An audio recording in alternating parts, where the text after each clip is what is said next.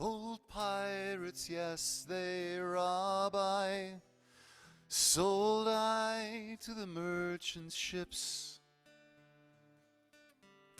Minutes after they took I to the bottomless pit. But my hand was made strong by the hand of the Almighty. We pondered this generation triumphantly. Won't you help to sing these songs of freedom? Is all I ever had. Redemption songs, redemption songs. Emancipate yourselves from mental slavery. None but ourselves can free our minds. Have no fear for atomic energy, 'cause none of them can stop the time. How long will they kill our prophets while we stand aside and look? Some say it's just a part of it. We got to fulfill the book. Won't you help to sing these songs of freedom? Is all I ever had. Redemption songs. Emancipate yourselves from mental slavery. None but ourselves can free our minds. Have no fear of atomic energy, 'cause none of them can stop the time. How long do they kill our prophets while we stand aside and look? Some say it's just a part of it. We've got to fulfill the book. Won't you help to sing these songs of freedom? Is all I ever had. Redemption songs, redemption songs, these songs of freedom.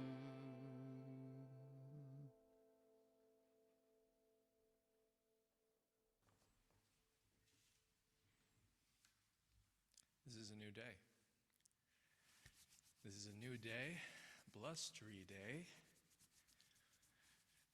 Been outside, right? Quite cold. It's a day full of sound and light and expectation. This day has been waiting for you. It's been waiting especially for you, to embrace you, to guide you. This day has been waiting with open arms, just for you. This is the day we have been given. Let's not waste it. Come now and let us worship together.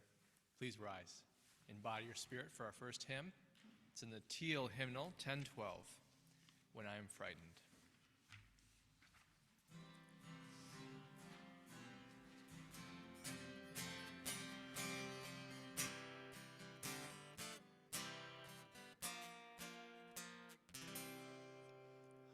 When I am frightened, will you reassure me?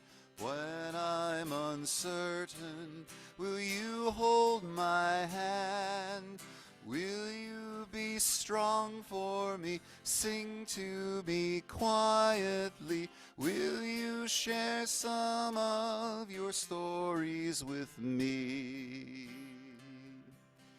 If you will show me compassion, then I may learn to care as you do. Then I may learn to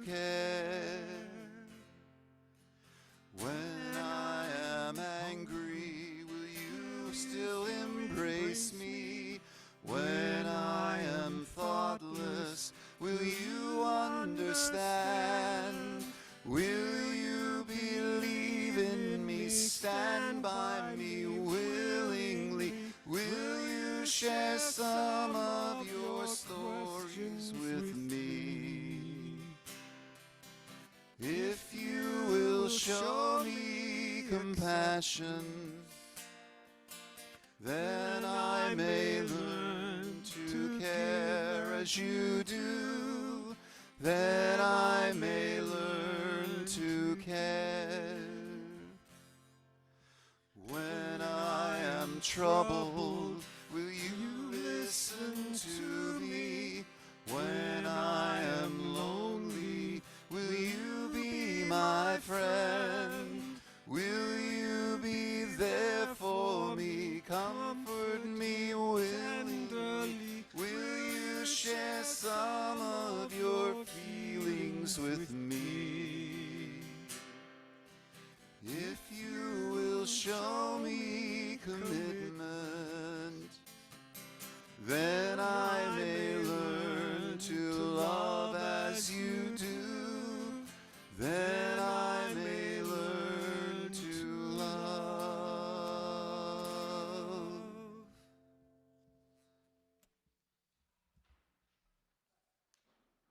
Good morning, everyone. I am grateful to be inside. This was the first day, because I have a habit of going outside and greeting people as they come in. I came in a minute early today. I was talking with Gene O'Brien, our safety officer, about heated pants. I didn't know this. I guess you can have heated pants with batteries in them. I wondered if you could get shocked. I would be too scared to wear pants like that, but I see people, no, they're very experienced. No, you will not get shocked. Good, good, good. Well, I'm glad we're in this nice, warm sanctuary. Thank you again for all the conditions, the insulation, people who set the heat in the morning. Thank you, thank you, thank you. So grateful for all of you. A few announcements this morning. So we have a newcomers circle. And newcomers is a very wide term.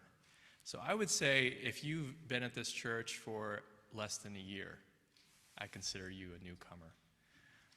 So if you've been visiting us, if this is your first time, if this is your 10th, 12th, 15th time, you're a newcomer. There's going to be an opportunity to talk with Karen Lapidus, who's in the back, in Schweitzer Hall, Schweitzer Lounge. So grab some coffee. It's at 12:15 p.m. It's very casual. It's just a chance to get to know our church and get to know each other, some of our values, history, stuff like that. It's pretty chill. So yeah, join Karen Lapidus, 12:15 p.m. And Karen is like a hawk, so she'll come find you. I hope so anyway. She'll come find you. And then spring equinox planning. So Gary Davenport and others are going to lead a planning session for the spring equinox celebration, which, weather dependent, will be in our courtyard. If it's rainy and muddy and cold, Channing Hall. And that's going to be also at 12:15 p.m. in the boardroom. And if you're really ambitious, you can try to hit both. But that's really ambitious. And now I'd love to invite Min Rayleigh for our chalice lighting.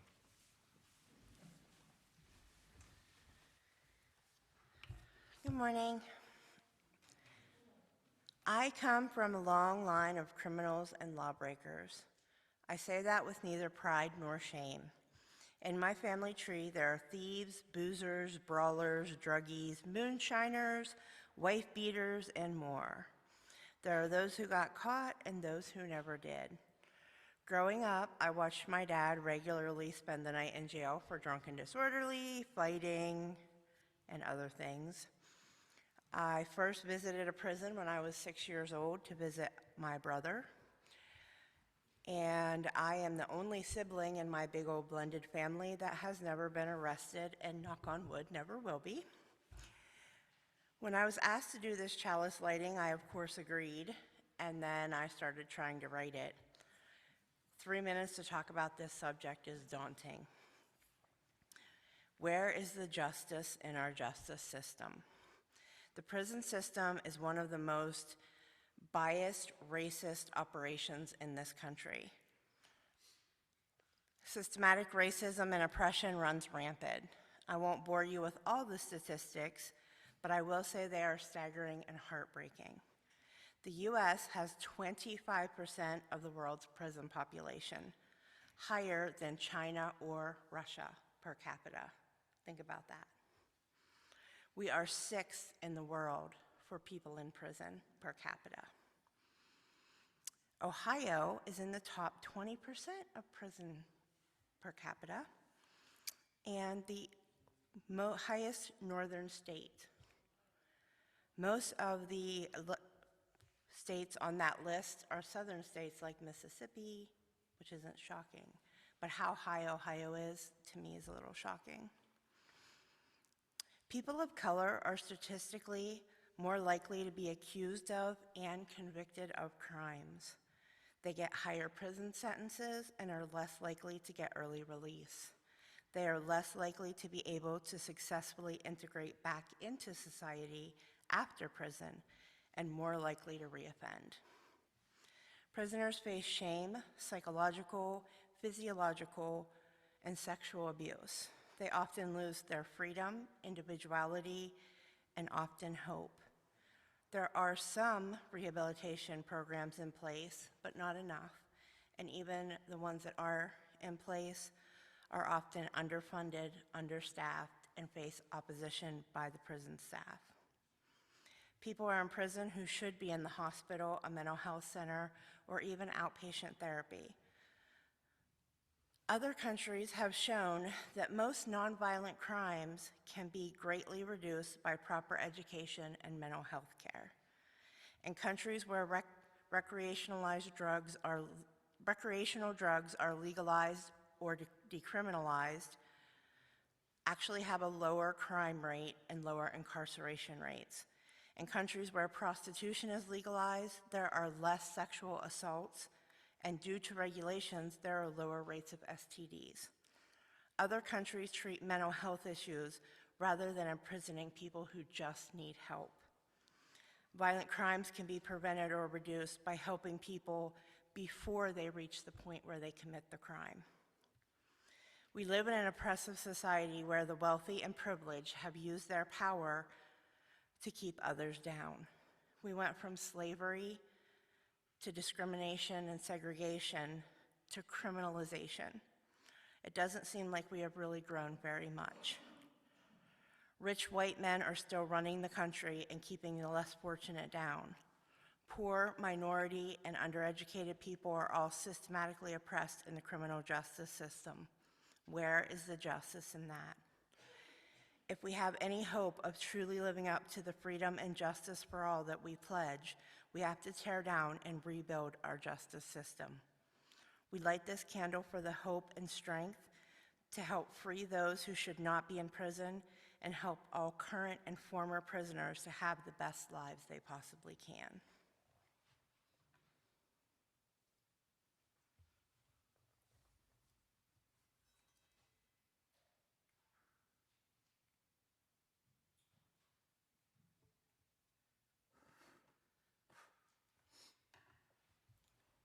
At this time, I invite you to rise and greet your neighbor.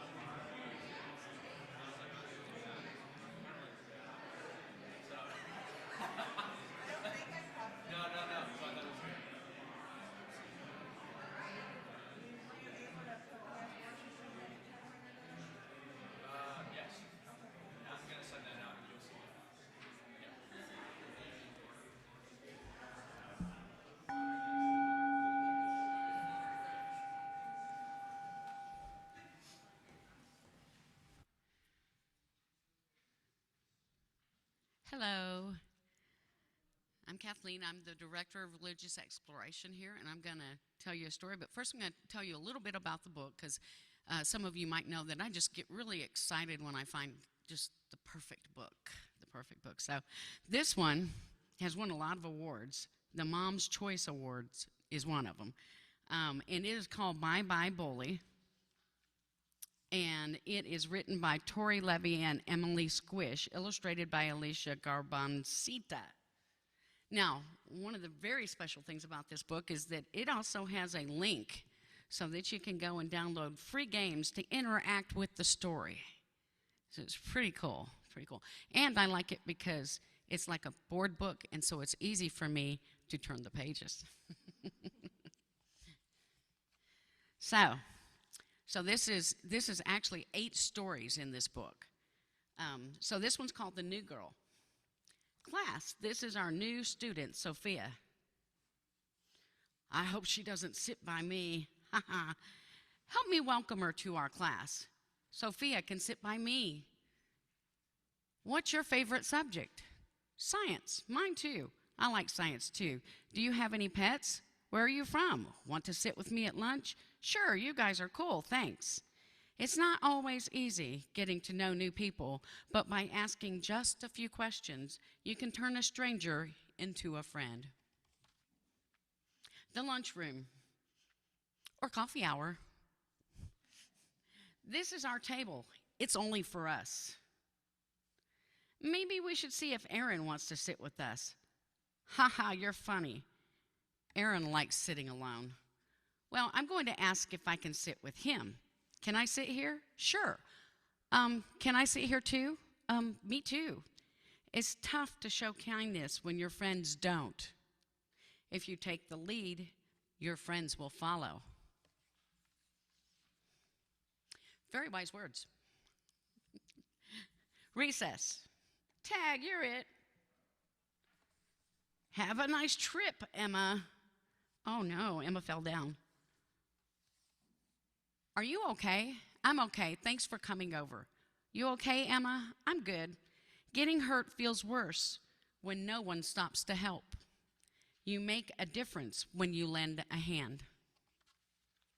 Art class. What are you looking for? I can't find my crayons. Where did they go?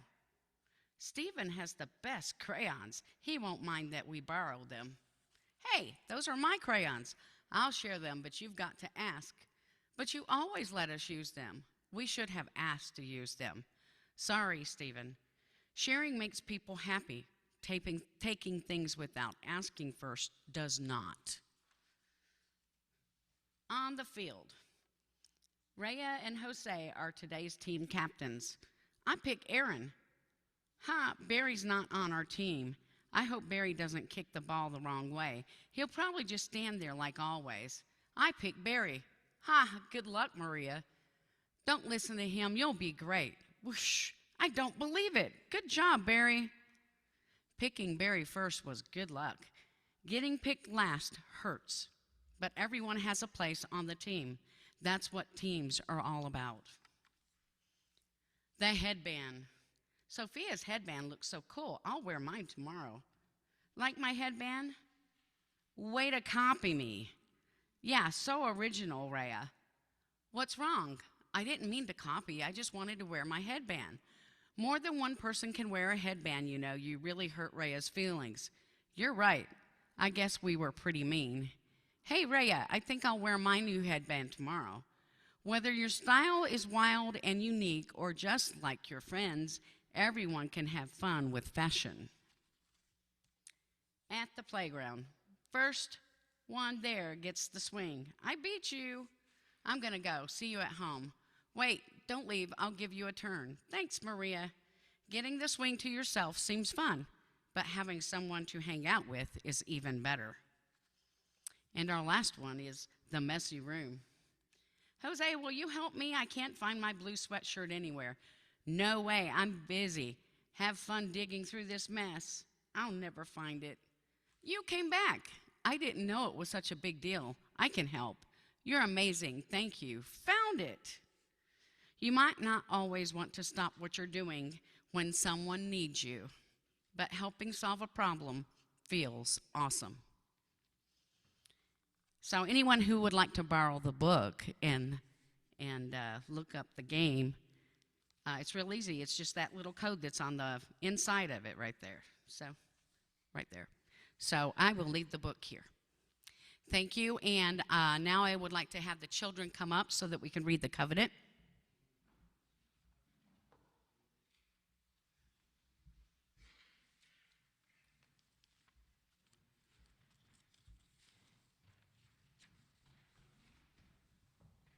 Hello, girls. Okay, ready? Love is the spirit of this church, and service its law. This is our great covenant to dwell together in peace, to seek the truth in love, and to help one another. And now we're going to sing the children out. Go now in peace. Go now in peace. May the spirit of love surround you everywhere, everywhere you may go.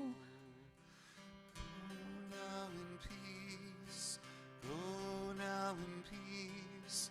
May the spirit of love surround you everywhere, everywhere you may go.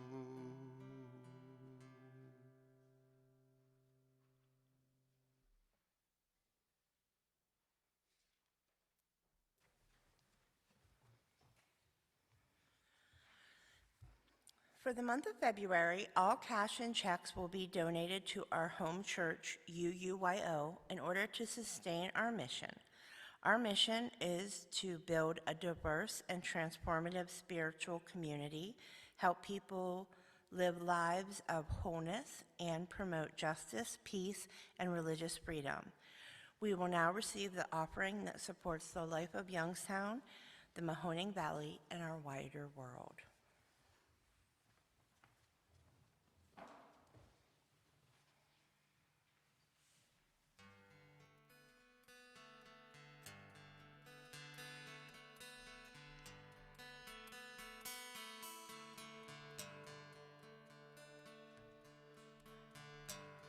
On the willows there, we hung up our lyres, for our captors there required of us songs, and our tormentors mirth.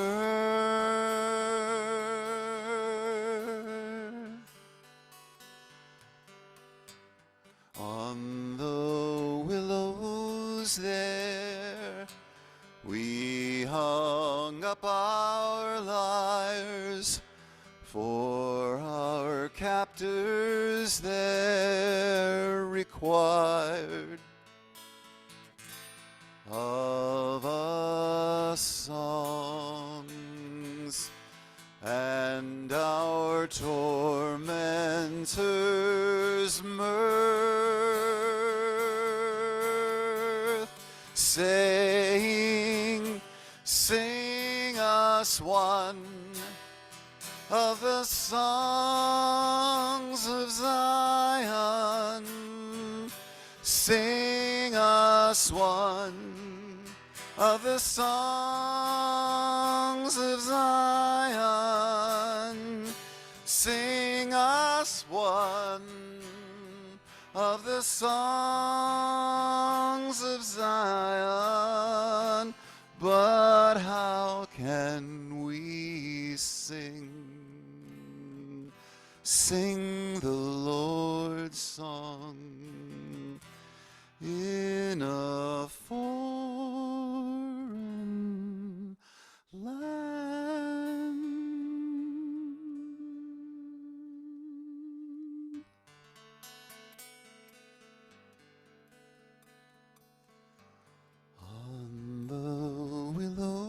gallows there, we hung up our lyres.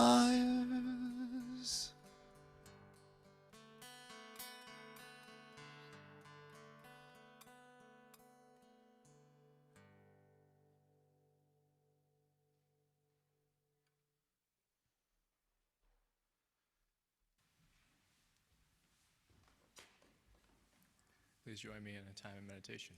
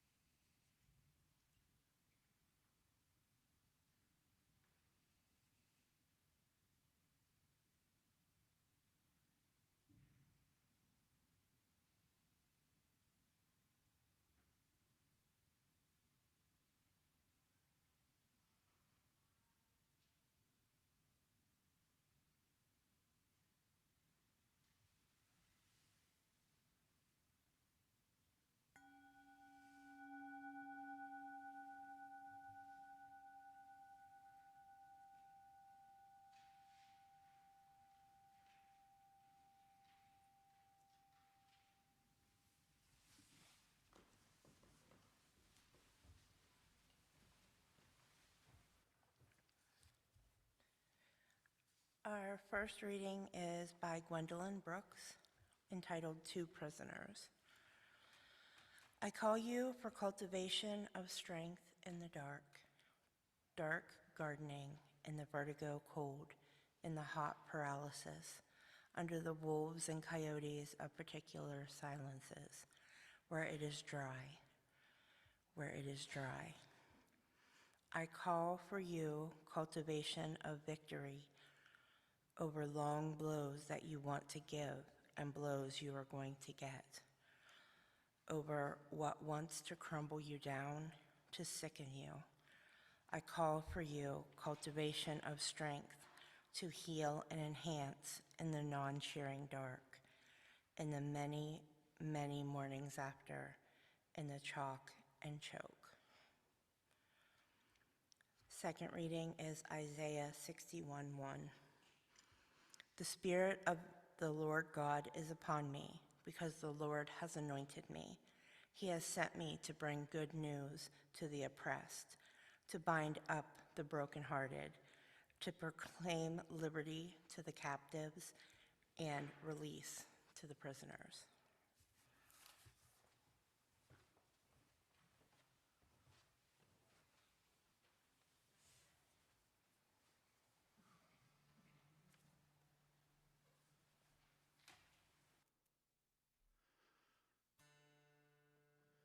They say that everything can be replaced, yet every distance is not near. So I remember every face of every man that put me here. I see my light come shining from the west down to the east. Any day now, I shall be released. They say that every man needs protection. They say that everyone must fall. Yet I swear I see my own reflection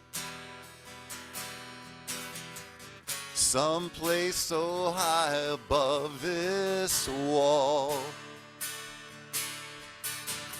I see my light come shining from the west down to the east. Any day now, oh, any day now, I shall be released. Standing next to me in this lonely crowd is a man who swears he's not to blame. All day long I hear him shout out loud, crying out that he was framed. I see my light come shining from the west down to the east. Any day now, any day now,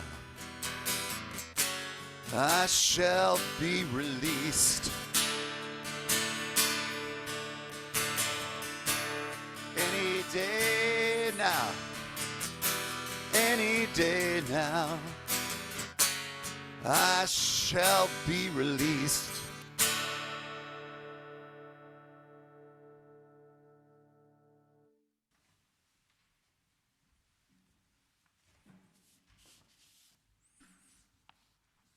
Yeah, it's funny. I have so many personal stories about prison and jail, even though I've never been arrested myself. But like Min, most of my family members have known the inside of a jail cell, so it's very close to me.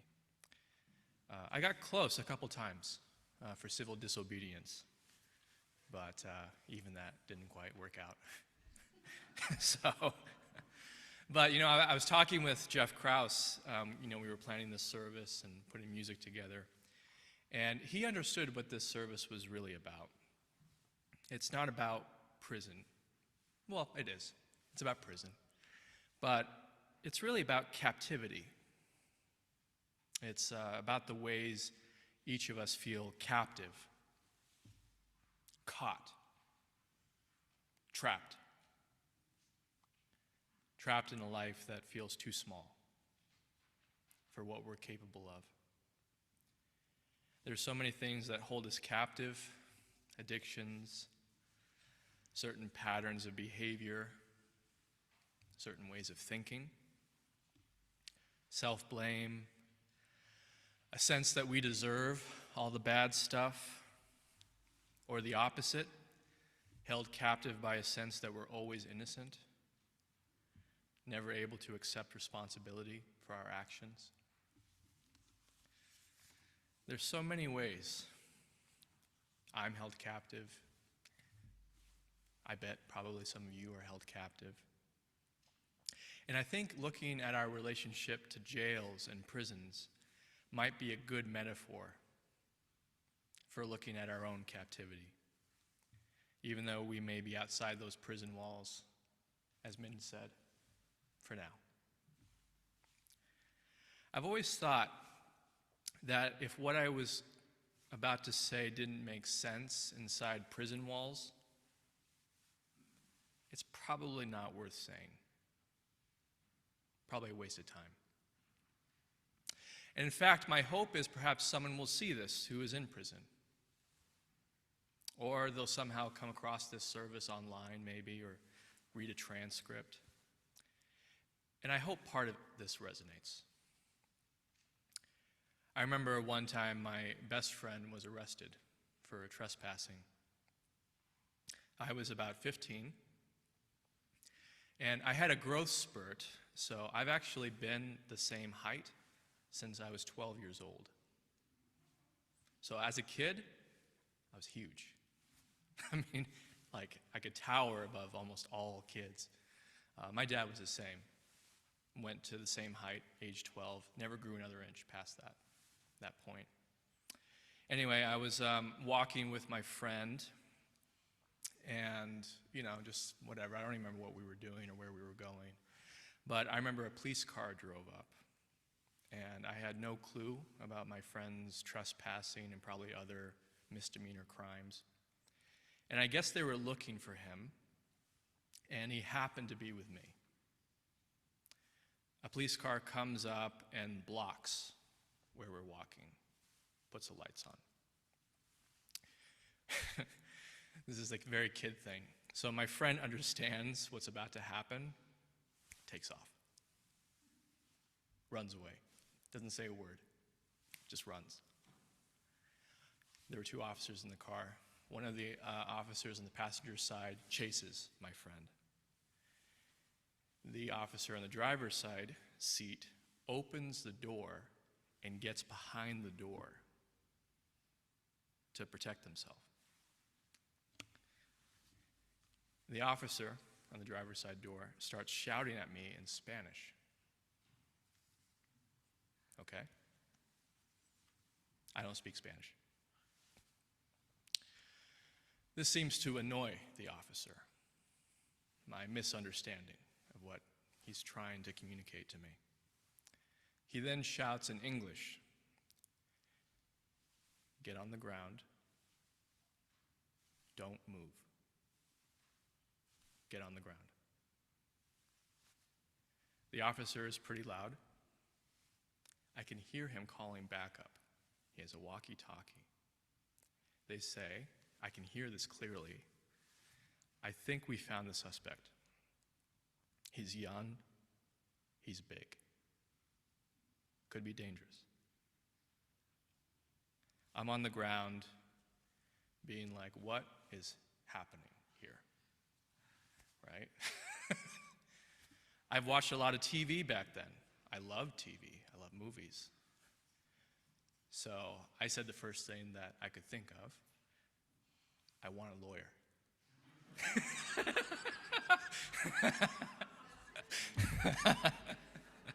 I don't know what's happening, but I want a lawyer. To save you the tedium of the story, so I get pat down. I have my wallet. I have my ID. He realizes he's looking for a different person. Right? But that's not the part of the story that I really think much about. The part I really think about is what happens next.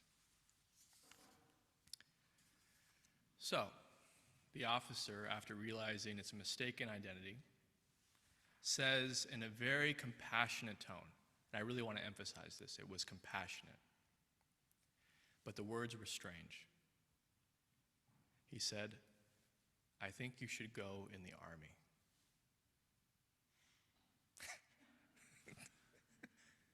I said, "Why?"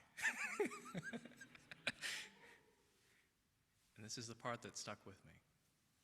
He said, "I've seen kids like you, and you're probably likely to end up in jail."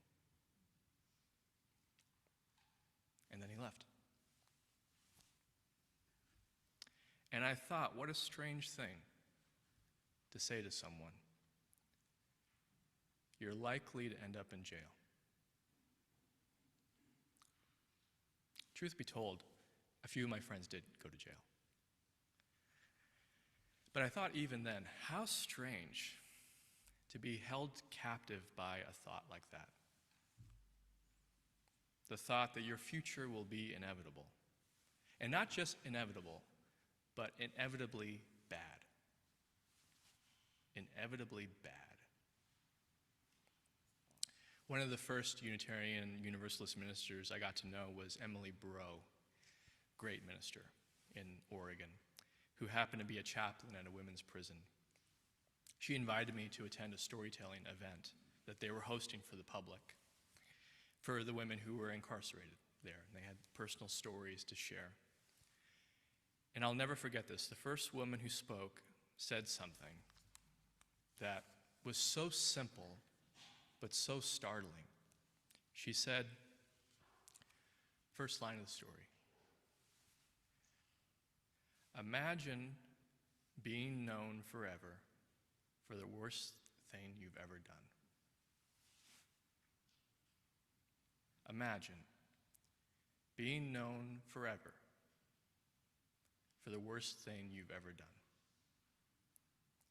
She had killed her husband, who had abused her physically, mentally, and emotionally for years. And unlike the other storytellers, she said she was guilty of murder. But that line, imagine being known forever for the worst thing you've ever done. And I loved her story. She said it was taking her a while to see that she's also more than a murderer. She wanted to be known for how she lived after being incarcerated, how she treated other people, how she treated herself. And she said, it's such a simple thing, she said, but it was for some reason startling to hear just the simplicity of this. She said, you know, I'm still capable of growth. I'm still capable of self-understanding, even though I'm here. And I've seen this play out again and again and again, and it seems to me it's critical on one hand to take responsibility for our actions, and at the same time I see how certain conditions make certain actions more or less likely, right? And they're both true. They're both true. And I've been thinking about our own faith tradition. We put a lot of faith in the individual, and I still do too. I do. I think ultimately we're responsible for our actions. But I've also grown increasingly sensitive to conditions that have a tendency to keep us held captive in patterns that can destroy us, or patterns that have the tendency to show us possibilities. And I'm becoming more committed, more than ever, to wanting to create an environment, certain conditions, where we might realize the possibility of freedom. Freedom from captivity. Whether it's captivity of the mind, captivity from a jail cell, or captivity from addiction, or harmful behavior, abuse. And I think here, and I'm curious what you think, I think we're experimenting with what that feels and looks like. One new friend, who I won't name, has been attending services for a little while and said something which I loved. They said, "You all don't seem to try to get me to drink the Kool-Aid because you all are just swimming in the Kool-Aid." I like that. We don't need to sell anything. We don't need to get anyone on board with our values. We can just live it. We can be it. And we can share it. And that is very different. Very different. I think most people come to a church like this seeking freedom from some form of captivity, whether it's captivity from another faith tradition that felt too limiting, captivity of the mind that tells us that we're ultimately alone, or captivity of a narrative that no longer serves us, a view of what it means to be successful, what it means to be a person in this country at this time that seems to not quite fit anymore. And I think most of us come here at first probably out of some kind of reaction to what we don't want, whether it's something we don't want in the wider world to happen, or something that's no longer serving us. But I'm starting to feel that freedom is very nuanced. It can start with just opening the jail cell, right? And I feel like coming here is kind of like opening the jail cell, right? That's it. But that's not actually real freedom. That's just the start. I think actually to have real freedom we have to make an effort to travel outside the cell. See what's on the other side of it. I don't think we can know the fullest extent of freedom just with the door open. The door open. I think we have to travel through it. Many people were impressed with Nelson Mandela, who was incarcerated during an apartheid regime, by all accounts wrongfully incarcerated due to racism. And then many years later, he left his prison cell to become the leader of this country, seemingly without a residue of bitterness or need for retaliation. How does that happen?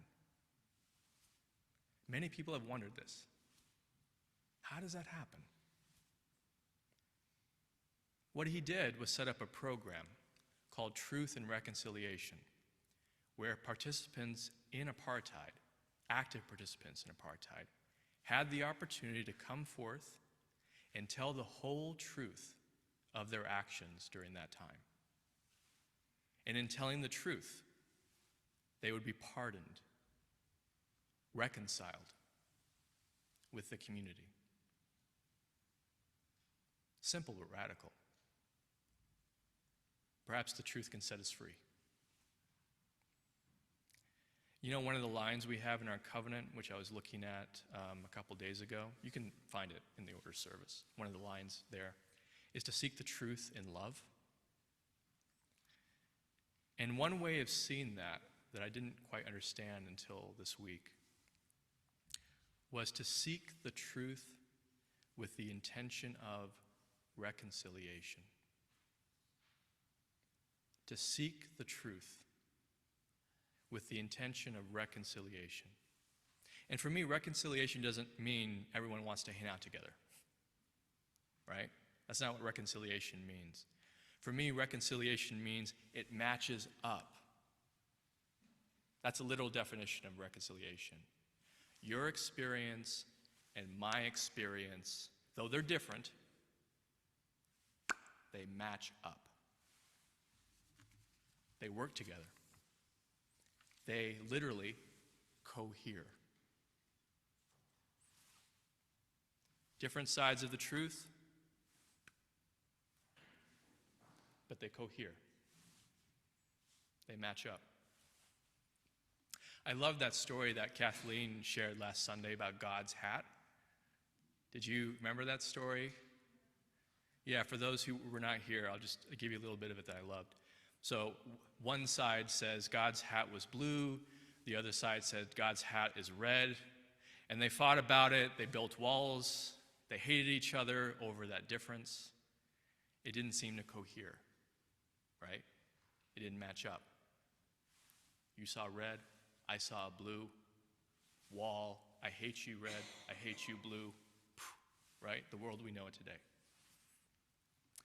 But then God comes back, and the people ask her, what color hat were you wearing when you walked through our city? And she says, oh yeah, I think I remember. It was red on one side and blue on the other. The missing piece, right? All of a sudden, the story coheres. It's reconciled. One of the most powerful things I saw was a movie about the first time meditation was taught in prison. And this was in India. It was an experiment to see the impact of having a shared meditation practice. It was a simple mindfulness and open awareness meditation, not based in any particular tradition. And it was open to both inmates and guards, both. And even though the inmates and guards were separate, they could meditate in the same room together. And they did this for like 12 weeks. And it was completely optional, no one was forced. Daily meditation available to both guards and inmates. And at the end of 12 weeks, they were invited to face each other and talk to each other about the experience. It was moving to watch.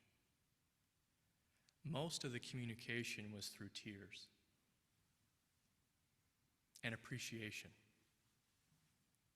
They were allowed to hug each other, which I know sounds ridiculous, but it was true, and they did. And the looks on their faces when they hugged were so genuine, so full of real warmth.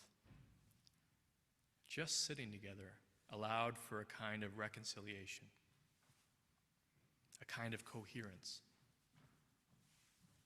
understanding. I used to think freedom was the ability to do whatever I wanted.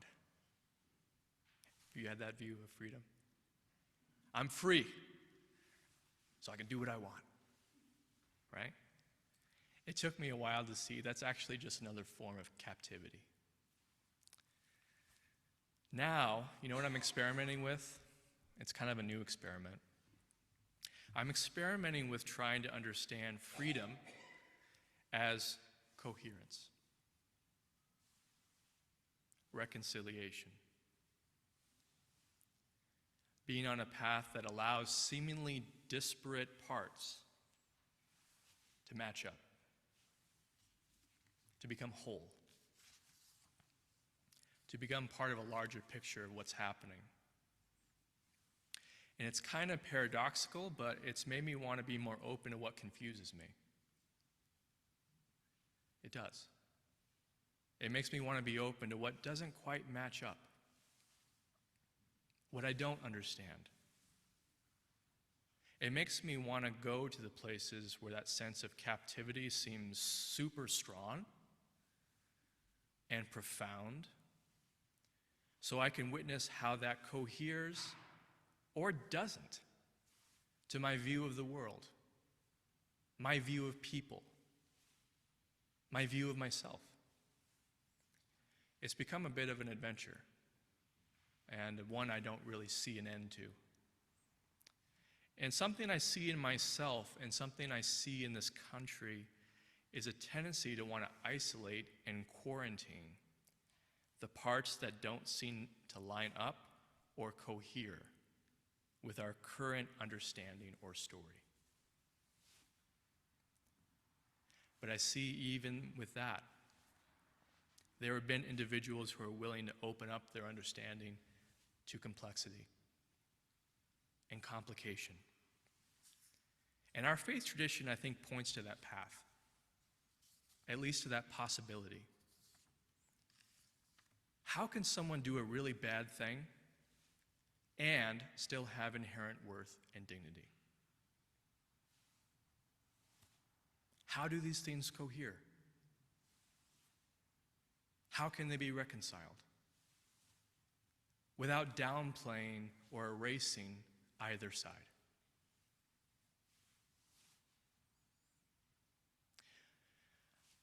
I think Min said it very well. I don't really think we have much more of a complex understanding of justice and reconciliation than they did back in biblical times. I don't think we do. We still have just as much a craving to punish, to isolate and ignore what scares us, what bothers us. And in so doing, we create our own prison, all by ourselves. Deliverance from this doesn't seem to require a divine miracle. It's much more mundane than that, much more basic. It's just getting to know the people in captivity and telling the truth. Telling the truth. It's getting to know ourselves and telling the truth.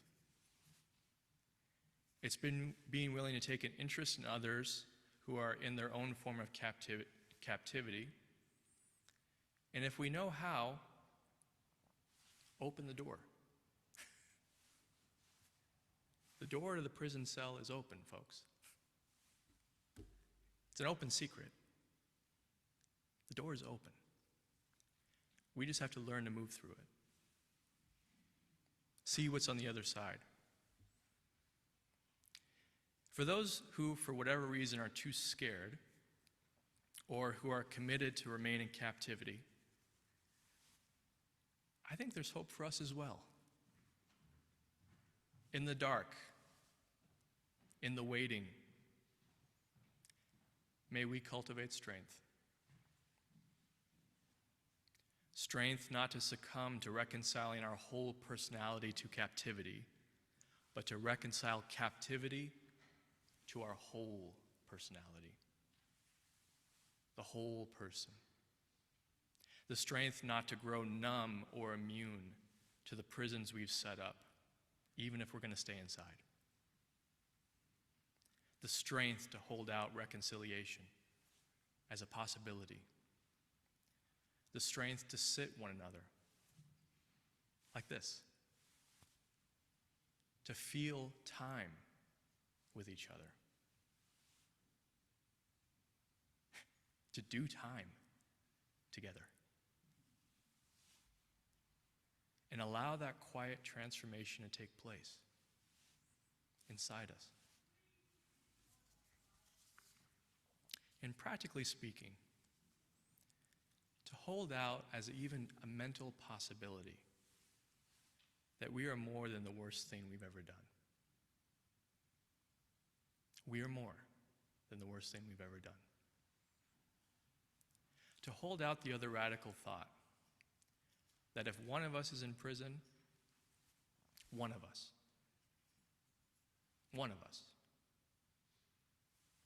perhaps all of us are too. And to become curious about that prison. To actually get up close and feel the walls we've put up. To get up close to the dark, the cold, to wonder where light might appear and where a door might open. Please pray with me. Spirit of love, so grateful for the light. Man, the sanctuary gives great, great light. You know, actually, thank you for allowing the light in. It doesn't create the light, it allows the light in. Thank you for all the people here today who are part of that light. Thank you for all the people who are not here, who are also part of that light. All the people online, all the people in prisons, all the people in every community. Please help us to widen our view of ourselves, to include more than just the worst thing we've ever done. All this we pray. Amen. Please rise and body your spirit for our closing hymn. It's been a while since we've done this one, but I do love it. And I think Jeff is going to do us justice on this one. We'll build a land.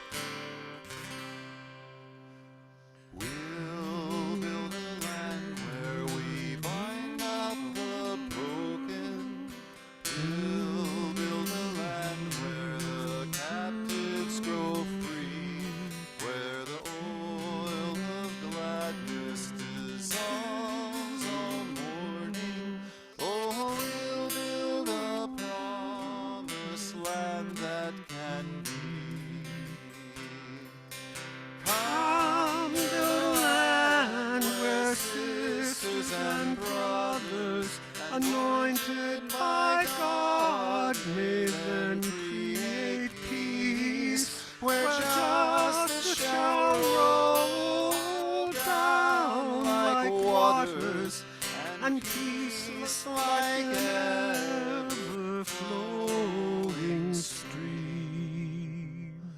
We'll build a land where we bring the good tidings, all the afflicted and all those who mourn, and give them garlands instead of ashes. Oh, we'll build a land where peace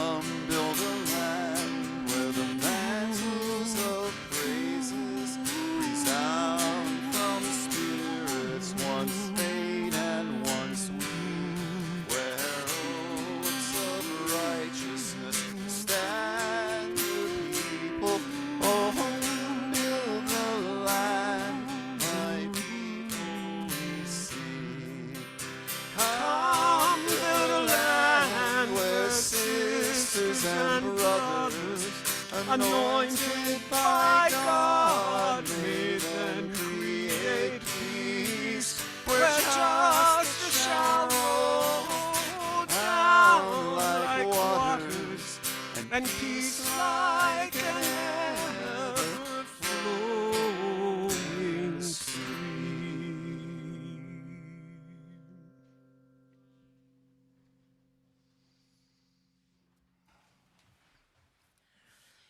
We extinguish this chalice, but not the light of truth, the warmth of community, or the fire of commitment. These we keep in our hearts until we meet again.